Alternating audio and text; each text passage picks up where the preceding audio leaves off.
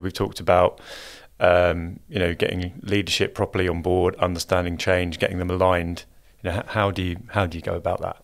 One of the things I've tried to do in organisations is separate the two discussions. There are two discussions that should be happening in an organisation. One of them is what we call the design conversation, which is where the leaders should be sitting down as a leadership team agreeing what they want their function or area of the business to look like today and in the future. And that should be happening in perpetuity. That should be happening all the time.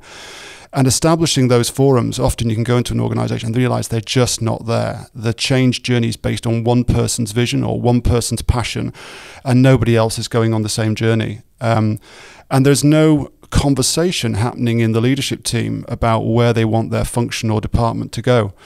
And they focus everything on a current project or a current initiative, which is where the cost is. So there's two conversations really. One is about instigating a design forum that really is low cost, because it should be a leader's job to have these conversations, facilitating that conversation. And then the second part of it is then having the delivery capability. That's the project. That's the bit that costs the money.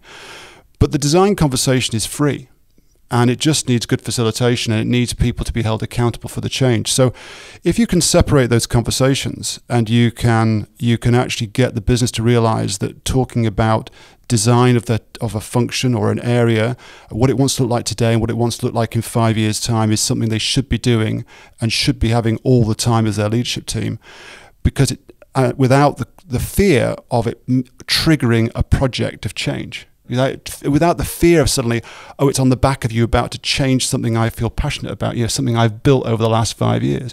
If you can disconnect that, you can get people to partake in the conversation.